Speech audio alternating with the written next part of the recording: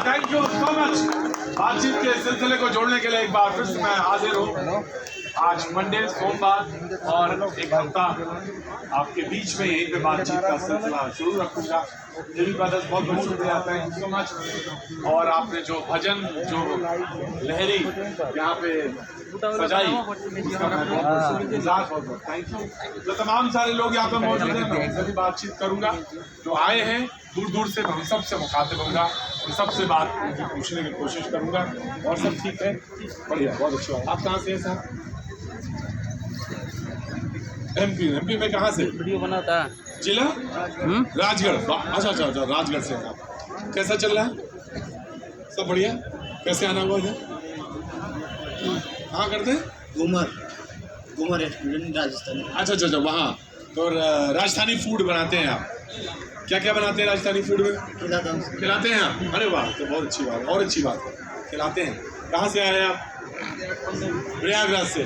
कैसे हैं आप? कैसे आना हुआ इधर? जॉब करते हैं। कहाँ? सेंट्रल गवर्नमेंट में। बहुत अच्छा। कुछ कहना चाहते हैं? तो मन है, तो बोलने का इच्छा है? ऑफिस से फ्री होने के बाद शो देखने आते हैं, बहुत अच्छी बात है, आया करिए, बहुत बढ़िया। मन यहाँ से देखते हुए 5-10-15 मिनट रुक के एक कप चाय पी के फिर निकल जाया करिए। कहाँ घर कहाँ है? अरे यहाँ कहाँ?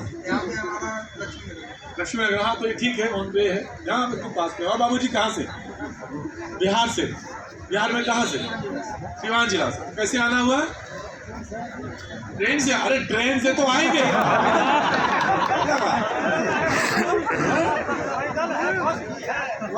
कैसे आना हुआ? पहले ट्रेन से आए। बिहार का आदमी होता बहुत सीधा, बहुत अच्छा होता है। नहीं, हवाई जहाज से भी आ सकते हैं। दिल जीत ले। अगर आप कहीं से भी आए हो, आपका पूरा टेंशन। जी नमस्ते। जी हाँ जी, आंटी जी आई हैं। कहाँ से आई हैं? कहाँ से बोलना है? कटनी से आई हैं। कटनी तो बहुत अच्छी जगह है मध्य प्रदेश में। कैसे हैं आप? कहना है आप? तो बहुत अच्छा किया। बाबूजी नमस्ते। हाँ, तो बताइए।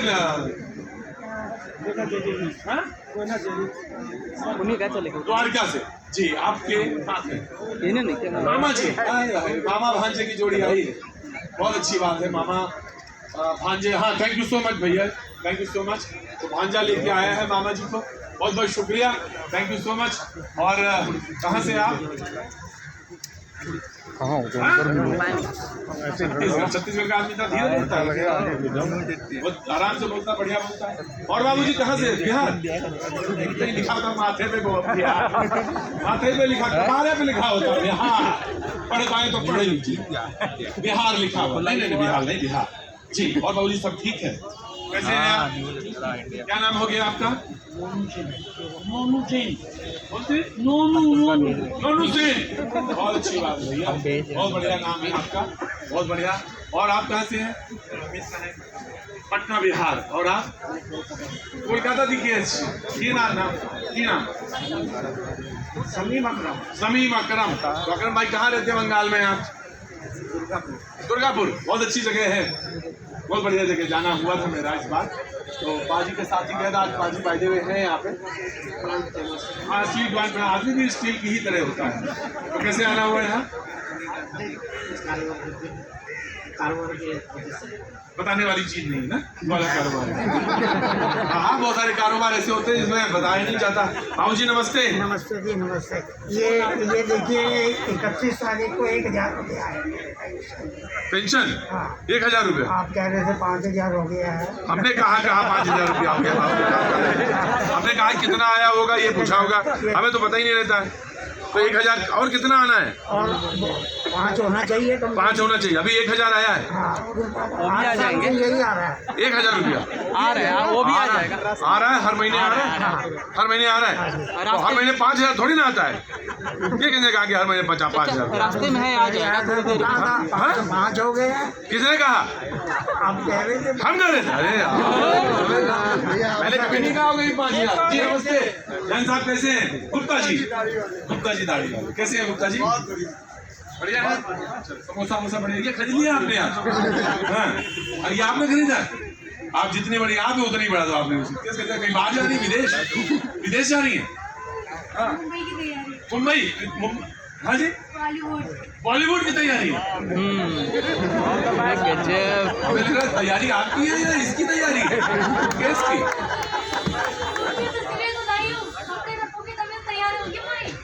अच्छा, नहीं बहुत अच्छी, बहुत बहुत शुभकामनाएं आपको। मैं ये कह रहा था कि ध्यान थोड़ा सूटकेस में कब रखिए, अपने ध्यान रखिए तो बढ़िया लगेगा। हाँ जी, मैं ले लूँ। अरे नहीं, तुम्हारे लिए बहुत बहुत शुभकामनाएं। बॉलीवुड में स्टैब्लिश हो, बहुत नाम करो, खूब अच्छा काम करो और परिवार का नाम रोशन करो। तो क्या नाम है तुम्हारा? आरोही सिंह। तो वहाँ क्या अभी क्या करती हो? सिंगिंग लाइन में जाओ, गाना गाते हो अभी क्लास है? अच्छा, तो ये पहले सूटकेस है। कब जा रहे हो दिल्ली, मुंबई कब जा रहे हो? संडे को निकलना है। तो बहुत बहुत शुभकामनाएं और मुंबई में अच्छा गाओ और बहुत अच्छा नाम स्टैब्लिश करो।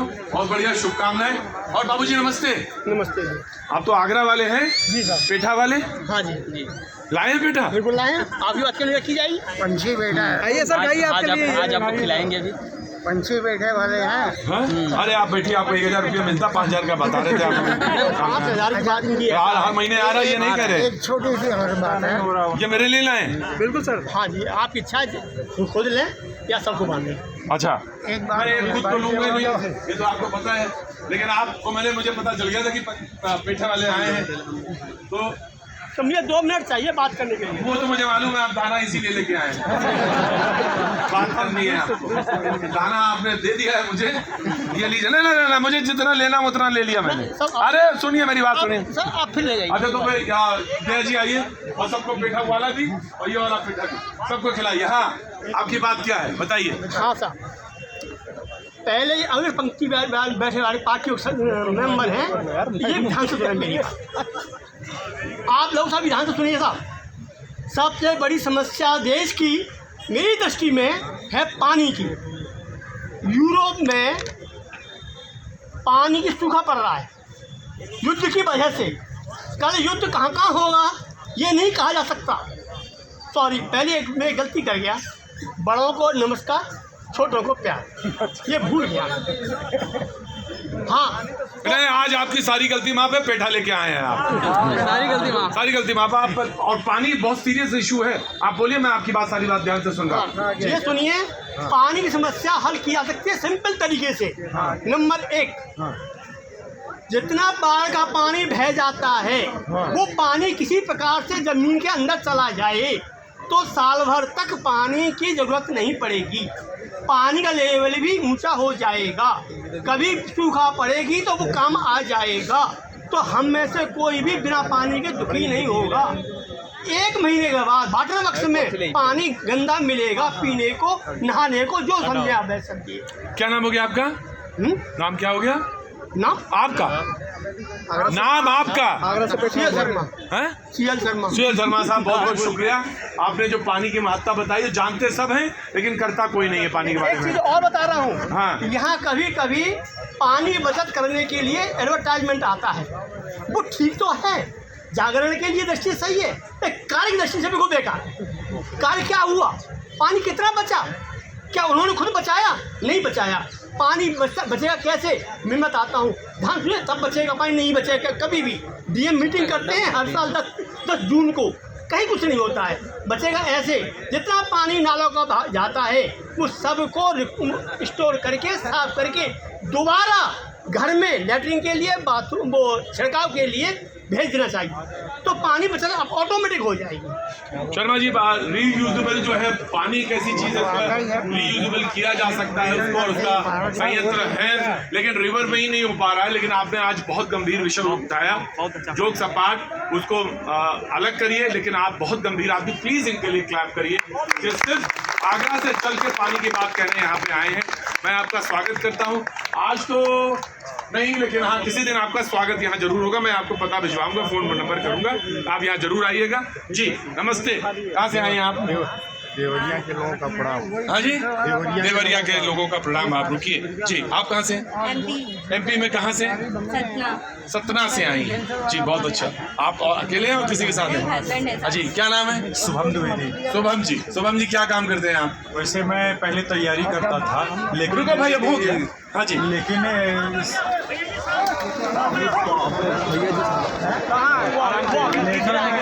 हाँ, आराम आराम से। ये शरारत करते हैं लोग, तो शरारत करते हैं वाह भाई, शरारत है।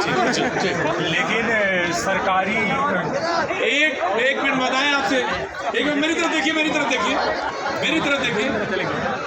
मेरी तरफ देखिए, बहुत आराम से, आराम से। किसी ने कहा कि कौवा कान ले गया, तो सारे लोग उधर ही देखने लगे कि कौवा कान ले गया कि नहीं ले गया। किसी ने कह दिया कि वो देखिए सांप। और भैया यहाँ का तुम्हें आराम ऐसे हो जाएगा कि नाशी करना था कोई, मुझे मालूम। आराम से खड़े रहिए प्लीज, अपने बॉस का, अपने सामान का जरूर ध्यान रखिएगा, ये कोई गंभीर बात है, इसको ध्यान रखिएगा। जी पहले मैंने गवर्नमेंट की तैयारी किया, जैसे मैं 2014 के बाद सरकारें आई और उसके बाद वही लहर में मैं भी वैकेंसियाँ कम होती गई और मैं भी बेरोजगार की श्रेणी में आता गया, सबसे बड़ी बात है। फिर इसके बाद मैंने सोचा कि चलो इधर नहीं आ पाए हम, तो चलो कहीं प्राइवेट में किया जाए। प्राइवेट में पूरा कॉन्टेक्ट हो गया, जैसे कि प्रत्येक ठेकेदार हो गए हैं, उनके ही लोगों को अब जो भी रखा जाएगा वो भी 8 से 10 हज़ार रुपये में सुबह शाम तक के लिए, उनकी ज़िंदगी वहीं ख़त्म हो गई। तो अब कुछ नया करने के लिए हम भी सोच रहे हैं कि आप लोग जैसे बैठाते हैं तो यही करके कुछ अलग किया जाए। तो इसलिए बिल्कुल अलग सोचना चाहिए, और जिस दिन आप सोचना शुरू करते हैं उसी दिन से अलग कुछ करना चाहिए। आप कुछ आपने कुछ करने का मन बनाया है या सिर्फ यही करेंगे काम? आप भी कुछ करेंगे? अभी तो हम कुछ नहीं कर रहे हैं, लेकिन आप भी सोचिए, IT में है और IT में अभी नहीं, IT में है तो निश्चित तौर से सोचिए कुछ नया। अब मैं आ रहा हूँ, शर्मा जी आ रहा हूँ, बाकी लोगों से भी बात करेंगे। जो मेहमान हमारे साथ यहाँ पे मौजूद हैं, मैं उनसे एक बार आपका तारुफ कराना चाहूँगा। सारे लोग आ गए हैं। जयराम विप्लव जी बीजेपी का पक्ष रखने के लिए आज मौजूद हैं, बहुत बहुत शुक्रिया, थैंक यू सो मच। बढ़िया है ना सब, तबियत ठीक है ना? बहुत बहुत शुक्रिया। ऋतु चौधरी कांग्रेस का पक्ष रखने के लिए आज हमारे साथ मौजूद है, बहुत बहुत शुक्रिया ऋतु, सब बढ़िया ना? Very good, thank you so much. प्रवेश चौधरी साहब विश्व हिंदू परिषद का पक्ष रखने के लिए आज आए हैं, पहले भी आते रहे शो में हमारे, बहुत बहुत शुक्रिया, थैंक यू सो मच। थोड़ी हवा भी चलने लगी है। हाफिज गुलाम सरवर साहब कुछ देर में हमारे साथ मौजूद रहेंगे, बहुत बहुत शुक्रिया।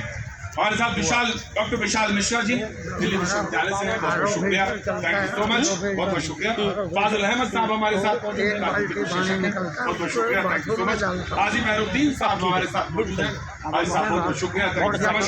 दयाशंकर जी हमारे साथ मौजूद हैं, बहुत बहुत शुक्रिया, थैंक यू सो मच। और अनवर मिर्जा हमारे साथ मौजूद हैं, बहुत बहुत शुक्रिया, थैंक यू सो मच। मैं डिबेट का आगाज करता हूँ। आज एक ट्वीट हुआ, RSS के वस्त्र को लेकर ट्वीट हुआ, हाफ पैंट को लेकर फुल पैंट, लेकिन फिर भी उसको ट्वीट किया गया। मैं इस बात को, चर्चा को आगे बढ़ाऊं उससे पहले मैं एक बात कहना चाहता हूं, कि मेरा अपना निजी मामला है। निजी मामले से मतलब है कि मेरी अपनी निजी सोच है, किसी पर तंज करने का अधिकार है, लेकिन तंज के साथ आप इतना मजाक करने लगे, इसका अधिकार किसी के पास नहीं। आप तंज करिए, कोई बात नहीं, आप तंज करने का पूरा अधिकार है आपके पास, करिए, लेकिन आप किसी का मजाक बनाएं और मजाक वहां तक लेके चले जाएं कि किसी के वस्त्र को लेकर आप मजाक बना दें, ये ठीक नहीं, उपयुक्त नहीं, उचित नहीं। ये मेरा अपना व्यक्तिगत मानना है। बाकी डिबेट में मैं बिल्कुल वैसे ही रहूंगा, दिखूंगा जैसे मैं दिखता हूं। तो उन्होंने कहा कि भारत को नफरत की बेड़ियों से आजाद करवाना है, बीजेपी RSS ने जो नुकसान पहुंचाया है उससे आजादी जरूरी है। हाफ पैंट की तस्वीर के नीचे लिखा 145 दिन बाकी। सबसे पहले मैं बीजेपी को देता हूं, तब डॉक्टर विशाल को देता हूं, फिर उसके बाद में आपके डॉक्टर विशाल जी। देखिए भाई, ये जो ट्वीट है वो महज ट्वीट नहीं है, ये मानसिकता है।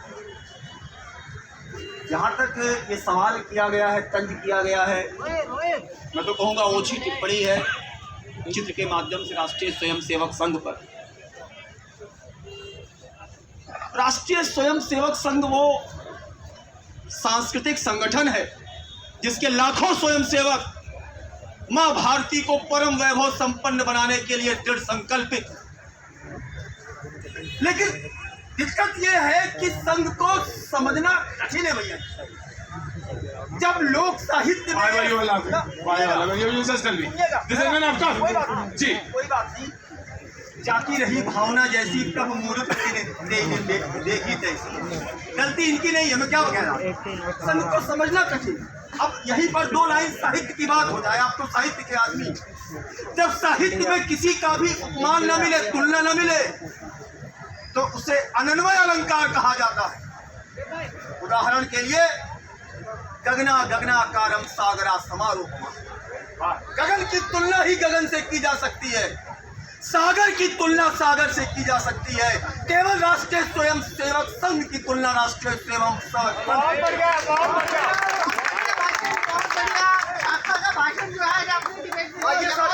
स्वागत है। कम से कम माँ भारती को परम वैभव संपन्न बनाने के लिए आज आप भारत जोड़ो कर रहे। राष्ट्रीय स्वयंसेवक संघ कहता है भैया जी हमारा कोई शत्रु नहीं, न देश में न विदेश में। जो हमको शत्रु समझते हैं, हमारी कोशिश भी है कि उनको भी जोड़ लें। आप क्या जोड़ेंगे? मुस्लिम लीग के साथ मुस्लिम का समझौता। उत्तर सुनिएगा, 1906 में कांग्रेस ने मुस्लिम लीग में, सुनिएगा मुस्लिम लीग के साथ समझौता क्यों किया था? लखनऊ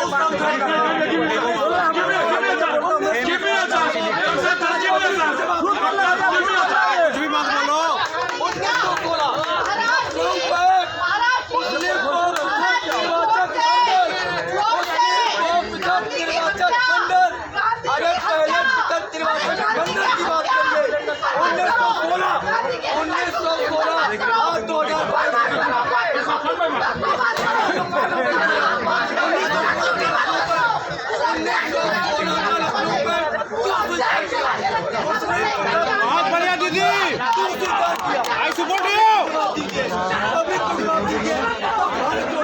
उसी गांधी का नोट पकड़े हो जेब में अभी।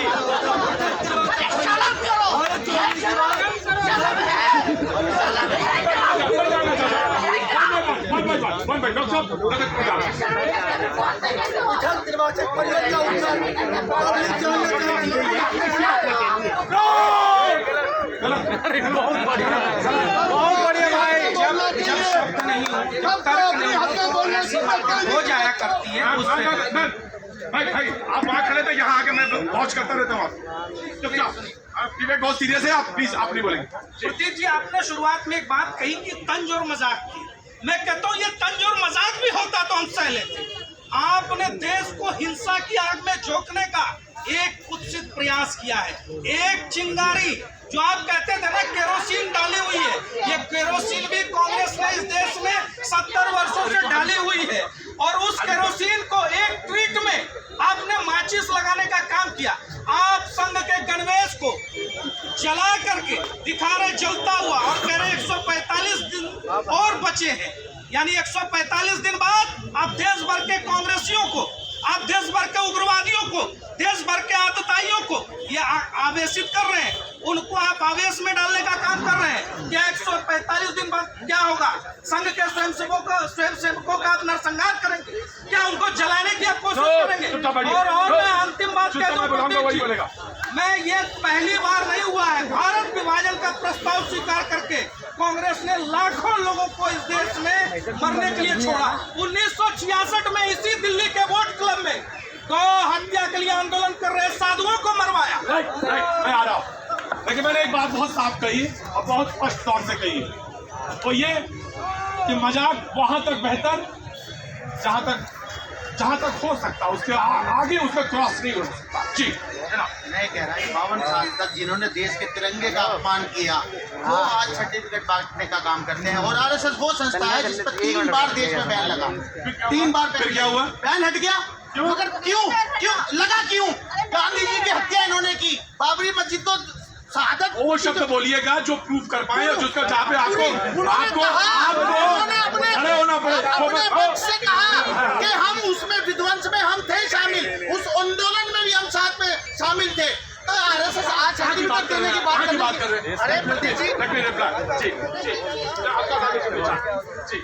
देखिए, नफरत के हिंसा के ऊपर कांग्रेस को बोलने का कोई अधिकार नहीं। इस देश में अगर विभाजन का बीज किसी ने बोया तो 1916 का लखनऊ अधिवेशन था, जहां पर पहली बारी अंग्रेजों के चाल में ये कांग्रेस के लोग फंस गए और मुसलमानों को मुस्लिम लीग की मांग को मान करके उनको अलग से प्रतिनिधित्व देने की बात करी। ये हिंसा की बात ना करें। ये हिंसा जब मोपलाओं के द्वारा लाखों हमारे हिंदुओं को मारा गया तब कहाँ थी कांग्रेस? 32 के अंदर कितने सारे हिंदुओं को मारा गया, कहाँ थी कांग्रेस? ये हिंसा की बात करते हैं। आप देखिए, मैं कह रहा हूँ ये बात हिंदू और मुसलमान के डिवाइड की नहीं है, बात दरअसल ये है कि ये संगठन पे एक सवाल लगाते हैं। जी केरला के अंदर जहाँ से ये राहुल गांधी अपना प्रवचन दे रहे थे, हमारे हजारों कार्यकर्ताओं को मारा गया। वहाँ की कोर्ट तक ने इस बात को कहा है कि वामपंथी और ये लोग उसमें मिले हुए हैं। हजारों संघ के लोगों को मारा गया। संघ का दोष क्या है? संघ समाज का काम करता है, राष्ट्र के पुनर्निर्माण, राष्ट्र को विश्व का गुरु बनाने की संकल्पना को लेकर के आगे बढ़ रहा है। इसका इतना सिर्फ अपराध है। जनता की बात करने वाले बीजेपी वाले सोच लें, ये कहते थे यहाँ से खड़े होके हम कश्मीरी पंडितों के साथ हैं। 1990 के अंदर कश्मीरी पंडितों के मारने में तुम्हारा आज फिर ये हरकत आज जम्मू के अंदर हो रही है। कितने हमारे कश्मीरी पंडित भाई परेशान पड़े हुए। ये गलत बोल रहा है, गलत बोल रहा है, ये गलत बोल रहा है। टीचर बोलना, लेकिन बता तो नहीं पा रहे। केशवपुरम में रहे, मैं संघ का आपने कहा कि ये इन्होंने भगाया, आरएसएस ने भगाया, इन्होंने भगाया। 1990 ये कैसा तर्क है भाई? बोलती बंद हो जाएगी। कश्मीरी पंडितों का पड़ोसी कौन था? चरित्र, चेहरा, चाल। अपने ही पड़ोसियों की हत्या करो, उनके बलात्कार करने के धमकी दो, उनके प्रॉपर्टी को लूट लो। आज ये कश्मीरी पंडितों को विदेशी उन्हें बताइए, आप धरना प्रदर्शन करते हैं तो उन्हें बंद कर देते हैं। कश्मीरी पंडित रोडों पर आकर कह रहे हैं मैं बचा लो, मोदी जी कुछ नहीं बोल रहे।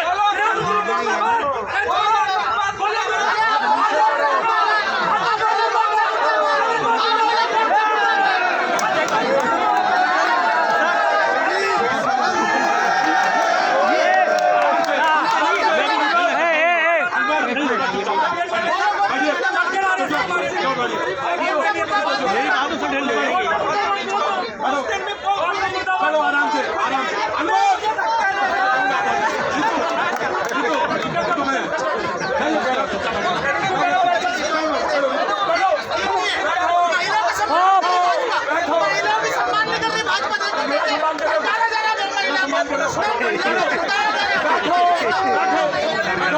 फारूक अब्दुल्ला किसका बेटा है?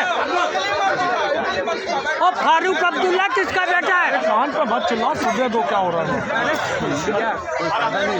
तुम्हारा कोई बेनिफिट है तो बोलो। जब माइक आया हो रहा था तो यही दलाली का काम कर रहे हैं। बिल्कुल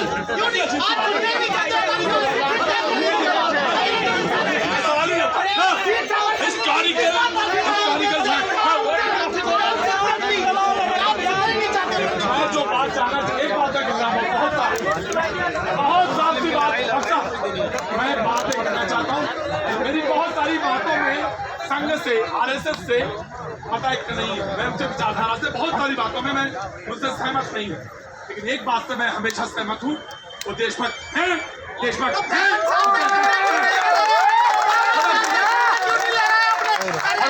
उस चीज में कहीं कोई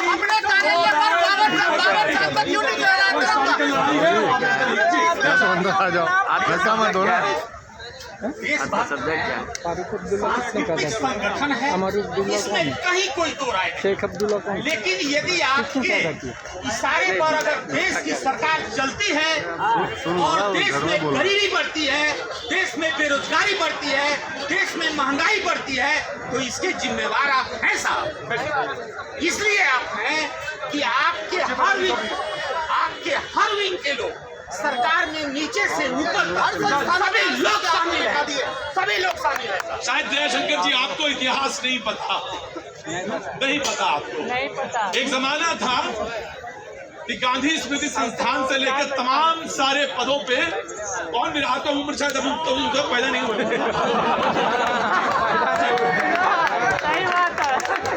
इससे मत बोलिए कौन कौन कहाँ कहाँ बैठा था। और कैसे कैसे राज चल रहा था। मैंने कहा कि इनसे मेरी विचारधारा में जमीन आसमान का फर्क है मेरी, लेकिन मैं एक बात कह सकता हूँ आरएसएस के बारे में, वो देशभक्त हैं, देशभक्त हैं। इसमें कहीं कोई दो राय नहीं, कहीं कोई रत्ती भर इंच भर नहीं। आज का मुद्दा ये नहीं है, आज का मुद्दा ये है कि कितने दिन बची, 145 दिन बचे।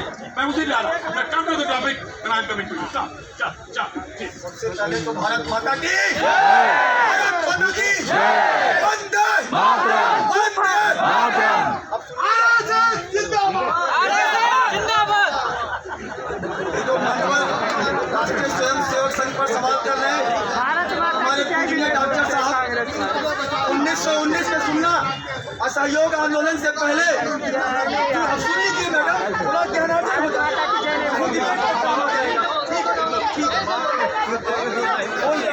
तो अब 1919 में वो जाकर धन इकट्ठा कर रहे थे ताकि वो पत्रिका निकाली जा सके। आयोजक समिति के अध्यक्ष थे, और तो और असहयोग आंदोलन का नेतृत्व अरविंदो घोष जी संभाले, उसके लिए डॉक्टर साहब में टॉपिक और ये कह रहे हैं यात्रा इसलिए है कि आरएसएस और बीजेपी तोड़ने का काम कर रही है। यही तो कह रहा हूं कि जिसका राष्ट्रीय स्वतंत्रता आंदोलन से लेकर आज तक भारत को परम वैभव संपन्न बनाने के लिए जो संकल्प रहा हो, वो तोड़ने का एक एग्जाम्पल देंगे और मैं तोड़ने के 10 एग्जाम्पल सुनाता हूँ। सुनिए नंबर 1 एग्जाम्पल, आज भारत का विभाजन माँ भारती का दूध उसका बीज 1916 के लखनऊ बैंक में पड़ा तो तोड़ रहे थे कि जोड़ रहे थे? अभी केवल 4 दिन हुए और इनके बौखलाहट आप देख सकते हो, इतने ज्यादा बौखला गए हैं। भारत जोड़ो के नाम से इनके तोते उड़ गए। क्या उड़ गए? कभी टी शर्ट, कभी जूते, कभी कंटेनर। इसीलिए आज आपने उनका निकर बना दिया। देश को चला रहे हैं, उनका निकर चल गया तो क्या हो गया?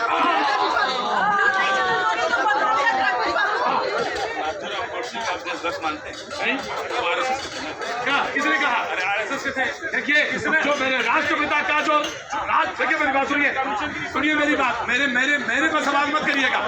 जो राष्ट्रपिता का हत्यारा वो हत्यारा है, हत्यारा है, हत्यारा है।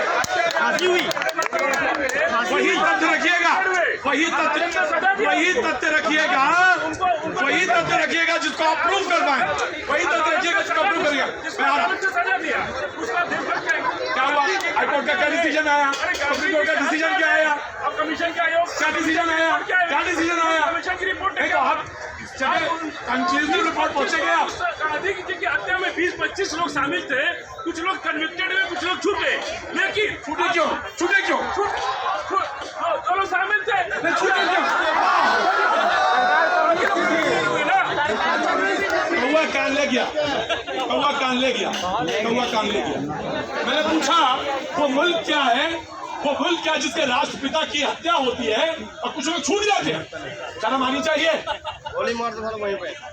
अपने पिता के हत्यारे को वो छूट जाएगा, क्या बात है? बच्चों को ठीक करिए।